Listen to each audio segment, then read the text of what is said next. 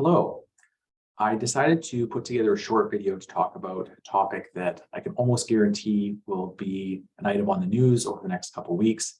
I wanted to provide a brief description of the US debt ceiling, explain what it is, and why it will probably be in the news over the next couple of weeks so that you have a good idea before you start to see a lot of headlines about it. So the debt ceiling in the United States is it's a limit on the amount of national debt that can be incurred by the US Treasury. Most countries don't have this type of limit. Canada doesn't, but the US does. It was created in 1907. It does not directly limit government spending or government deficits. It basically limits the US Treasury's ability to pay the expenditures once the ceiling has been reached.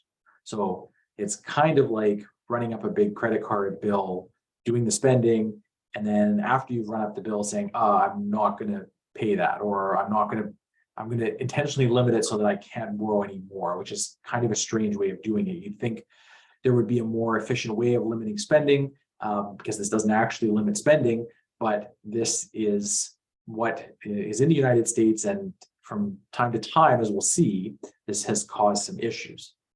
So Congress and the president must agree to a bill to raise the debt ceiling. This should be a simple procedural matter. And for the first 100+ years of the debt ceiling's existence, it was a rubber stamp. There were no issues.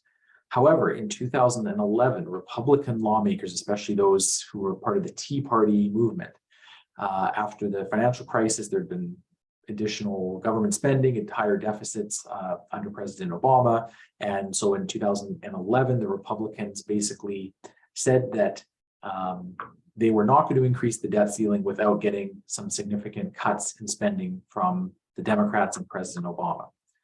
And so the issue with the debt ceiling is that if it's not increased in time and the US basically runs up against the limit, it could result in a situation where the US technically defaults on its debt. So it has the money to repay its debt, but because of this legal situation, it would technically be in default, which is a concern. So this graphic shows since 1959, there have been a total of 89 times where the debt ceiling was reached. And in 87 of those 89 times, there hasn't been an issue. The first time it became an issue, as I mentioned, was 2011 with President Obama, and there was a bit of a concern, a bit of a scuffle in 2013 about raising the debt ceiling as well. But again, this didn't used to be any sort of issue or any sort of concern.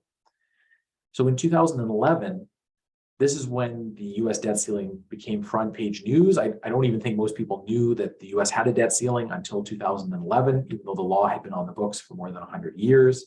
Financial markets were volatile as this date when the US was expected to not be able to borrow anymore approached without a deal. US politicians eventually came to an agreement to raise the debt ceiling only about 2 days before it was reached. The president and the Democratic Party did agree to reduce spending in certain areas, and the Republican congressmen and women eventually agreed to that, and so they reached this deal. There's a great quote here by former US Senate leader Mitch McConnell. He called the debt ceiling a hostage that's worth ransoming. So this sort of explains how a lot of politicians view, especially Republicans, tend to view this topic. They think it's a way to force the opposing side to make concessions. And that's what happened in 2011. That's sort of the same thing that's happening right now.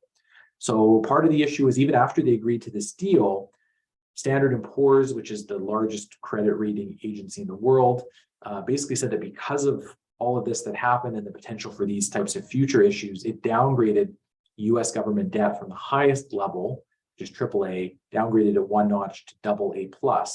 And this was quite sort of unexpected and unusual because US government debt has for a long time been thought of as basically the safest investment in the world. And so this sort of suggested that that may not be the case, even though it was only a very slight downgrade. It did have some effects over the period just as this was happening, and then over the next couple of weeks, the US stock market declined about 10%.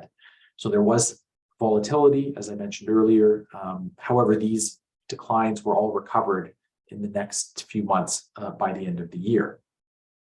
So what do we think will happen this time? Well, we would be shocked if politicians came to an agreement to raise the debt ceiling far ahead of time. They've already had months and months to come up with a deal. They haven't done so yet, and it sounds like they have about another 3 weeks to go. And so we think this will come down to the last minute. That's the way these negotiations tend to work. There will likely be some increased stock market volatility as the debt ceiling date approaches. You will hear about this issue more frequently on the news in the weeks ahead.